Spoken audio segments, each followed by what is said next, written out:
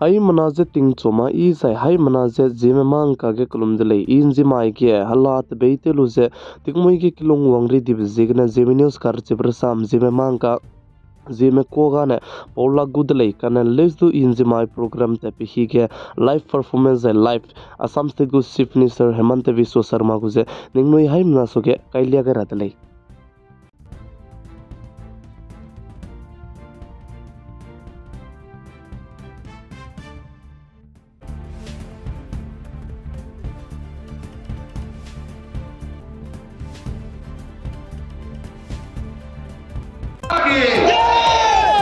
अभी ठीक लग रहा है, सब कुछ है। हमारा ये सभा में विराजमान असम सरकार की माननीय मंत्रीगण श्री पीयूष हजारिका जी DNLA नाम के एक उग्रवादी संगठन था जो मेनली हमारे असम का डिमासा जनजातीय लोगों का यूथ से ही बनाया गया है। आज DNLA अपना हथियार छोड़ दिया और मेन स्ट्रीम में लौट के आए। ये डिमासा भाई बंधु लोगों का साथ हमारा एकॉर्ड हुआ था union home minister Amit Shah ji का सामने, और आज वो एकॉर्ड का हिसाब से ही वो लोग अपना हथियार डाल दिया और साथ साथ में हमें भी उनको रिहेबिलिटेशन जो पैकेज वो पैकेज भी हमने उनको हस्तांतरण किया। अब तक लास्ट 2.5 years में 22 साल में असम का 7,220 उग्रवादी मेन स्ट्रीम में लौट के आया है और करीबन 1,700 ऑटोमेटिक वेपन सरकार को जमा किया है। अभी अल्फा छोड़ के कोई खास उग्रवादी संगठन असम में नहीं है। मैं आशा करता हूँ वो दिन भी जरूर आएगा जो दिन अल्फा का साथ भी सरकार का बातचीत जरूर शुरू हो।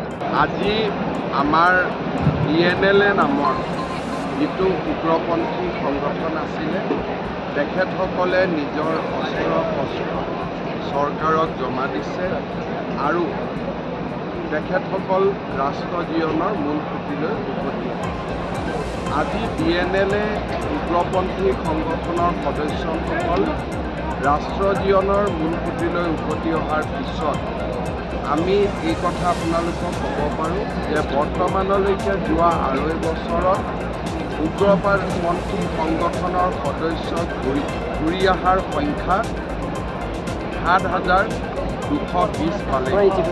তাৰ লগে লগে বৰ্তমানলৈকে আমি আজি যিখিনি অস্ত্ৰ আমাক জমা দিলে সেইখিনিক যদি আমি ধৰি লওঁ 1,700 অট'মেটিক ৱেপন এতিয়ালৈকে এই প্ৰাক্তন উগ্ৰপন্থী সদস্যসকলে আমাক জমা দিছে।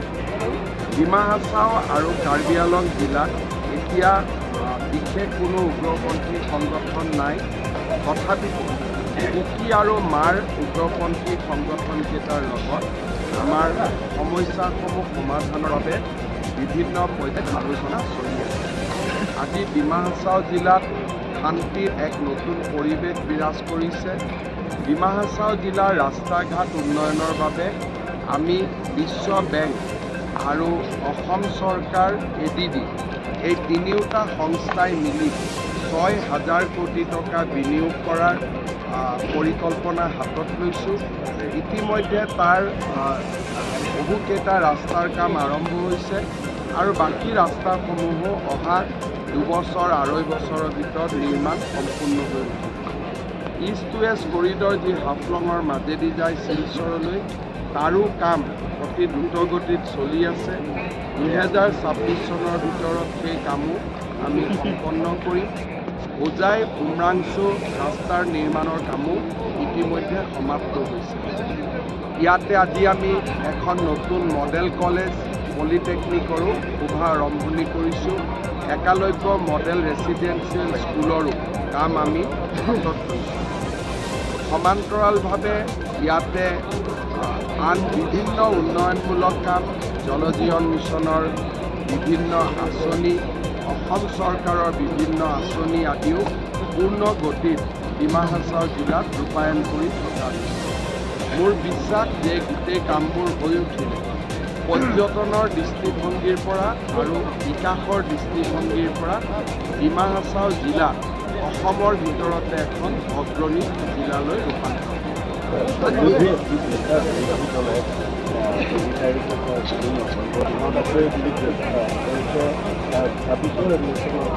ছাব্বিছৰ ইলেকশ্যন বিজয় 24 ইলেকশ্যনৰ বিজয় উৎসৱ 3 তাৰিখ ভাল কথা কি স্যাৰ এইখন ইমপ্লিমেণ্ট যিটো MOS হৈছে ইমপ্লিমেণ্ট কৰাৰ কাৰণে কিবা কেনেকৈ MOSত যিখিনি আমাৰ ব্যৱস্থা হৈছে তাৰ ভিতৰত প্ৰায়বোৰ পদ আমি হাতত লৈছোঁ কিন্তু DMLA আৰু আমাৰ 3 মাহৰ 4 মাহৰ মূৰে মূৰে মিটিং হৈ থাকিব যাতে আমি একতখিনি ইমপ্লিমেণ্ট কৰি গৈ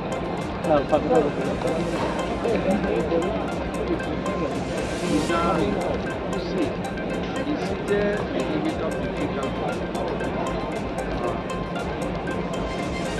IO problem is being faced because council has converted the we are not present.